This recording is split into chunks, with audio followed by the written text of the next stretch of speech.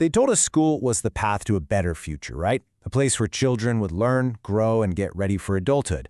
But, when we look at these bustling American schools today, when we really look closely at the reality behind those walls, we've got to pause. Welcome to This Explainer. Today, we're unpacking a deeply concerning reality. We're peeling back the layers on how a well-intentioned system, one designed to lift us all up, might actually be pulling an entire generation down. So what if one of America's most trusted institutions is quietly contributing to a public health crisis? What if the exact environment built to prepare young people for life is actually leaving them emotionally exhausted, chronically stressed, and honestly, feeling entirely hopeless? Right now, an unprecedented mental health crisis is just sweeping across the United States. And the uncomfortable part? It's not whether the crisis exists. The evidence is literally everywhere. The real question is why. Because when millions of teenagers are struggling emotionally, we aren't talking about individual weakness anymore. No way.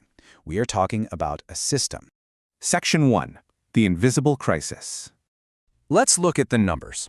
According to the latest CDC Youth Risk Behavior Survey, roughly 40% of American high school students report persistent feelings of sadness or hopelessness. 40%. Just imagine 10 students sitting right in front of you. 4 of them are carrying emotional burdens so heavy that they feel persistently sad or hopeless. And we're not just talking about a bad day or a rough week here. We are talking about extended, grueling periods of time. Now, when we look at the data for girls, that number climbs above 50%. More than half. Just let that sink in for a second. That isn't a personal problem. That is a blaring neon red societal alarm bell. And yet, every single weekday morning, millions of teenagers wake up, grab their backpacks, and walk right back into the very environment that might be intensifying that exact pressure. Because look, this crisis isn't simply about smartphones or parenting, though sure, those factors matter. Underneath all of that lies a much, much deeper structural reality. Section 2. The Industrial Education Machine. Flashback a century ago. American schools were designed primarily to create literate citizens and productive workers for an industrial economy. The whole goal was efficiency and standardization. Students moved through classrooms kind of like products on an assembly line, right? Bells rang, schedules dictated behavior, performance was measured, and compliance was rewarded. But here's the catch. While the world and the economy completely transformed, human psychology didn't. Yet so many of those rigid factory structures stuck around. Today, educational achievement has morphed from a journey of learning into this high-stakes competition for survival. Get this. Today, 83% of teenagers identify academic pressure as a major source of stress. 83%.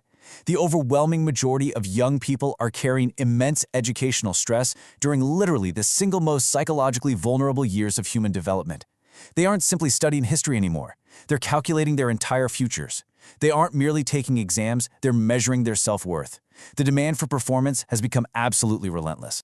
Welcome to the era of the overloaded resume. A third of students feel completely overwhelmed by the endless extracurriculars required just to appear competitive. We're talking sports, volunteer work, leadership positions, advanced classes, internships, college prep. I mean, if an adult worked these hours, we'd call it severe corporate burnout. For a teenager, we just call it a Tuesday. They're forced to build a professional resume before they've even had a chance to discover who they truly are. They learn pretty fast that praise follows the A grade, the test score, the acceptance letter. And over time, they start connecting their fundamental value as a human being to these measurable outcomes. It creates a generation absolutely terrified of failure, where every minor setback feels like a permanent catastrophe. Section 3. Exhausted, online, and overwhelmed. 77%. That is the percentage of American high school students who fail to get sufficient sleep on school nights. We are looking at a full-blown sleep deprivation epidemic. Teenagers are biologically programmed to sleep later and wake later. This isn't laziness, guys. It's just basic adolescent neuroscience. Yet millions of students are forced to start school at times that directly conflict with their own biology. Imagine if a medicine caused sleep deprivation in 3 out of every 4 teenagers. There would be national outrage, right? But because it happens gradually, it's been totally normalized. And here's the thing. Sleep is not just optional maintenance. Sleep is emotional regulation, it's memory formation, it's resilience. Chronic sleep deprivation dramatically increases the risks of depression, anxiety, and impulsive behavior. A tired brain literally interprets the world differently.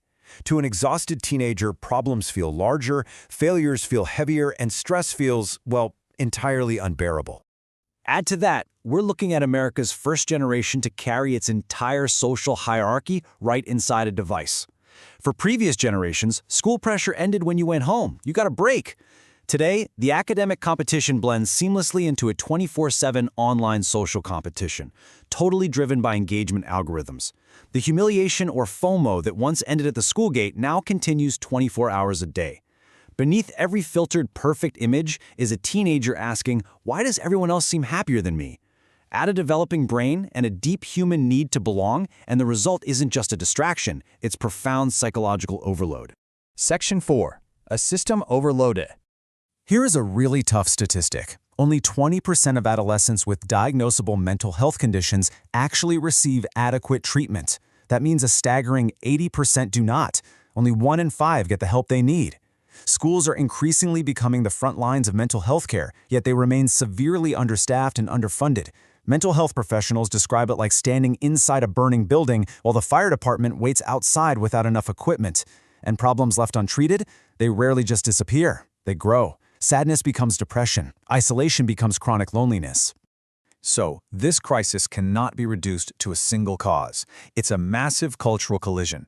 You've got academic pressure, economic insecurity, digital immersion, sleep deprivation, and declining community connection, all converging on our youth at once. Children absorb the emotional climate around them. They absorb the fear, the tension, the uncertainty. When a society becomes anxious, its schools absorb that fear, and the students bear the weight. Millions of young people blame themselves, assuming they're just weak. But when millions experience the exact same struggles simultaneously, that points to something structural, something that absolutely demands our attention. Section 5. Rewriting America's Legacy. But here is the good news. The very same research exposing these deep systemic flaws actually gives us the blueprint to fix them. First up, building protective factors. And guess what? The strongest protective factor isn't some new technology or a magic medication, it's human connection. Fostering genuine connection and a sense of belonging in schools produces incredibly healthier outcomes. Step 2, implement later school start times to actually align with adolescent biology. And step 3, reduce this intense focus on high-stakes testing. Communities that invest in counselors, mentorship, and social-emotional learning, they see meaningful, real-world improvements. None of these are magic tricks, but together, they point toward a philosophy that asks, what if education was about developing healthy human beings, not just successful workers? Because at the end of the day, children are not machines. They're not just test scores or college applications. They are human beings. A nation cannot test, grade, or lecture its way out of a public health crisis. The future of America depends not only on what our students know, but on how they feel, how they connect, and how they recover from failure in a world that is just filled with noise. The youth mental health crisis is really a mirror reflecting modern America itself. So, what's it going to be? Will our legacy be a system that measured children endlessly, or a society that actually helped them thrive? Understanding this crisis is just the first step. Changing it is the next. If this explainer resonated with you, I really want to hear your thoughts. Do standardized tests measure intelligence, or just the ability to handle anxiety? Should schools legally be required to start later? Join the conversation below, share this with others, and let's spark the change our students desperately need.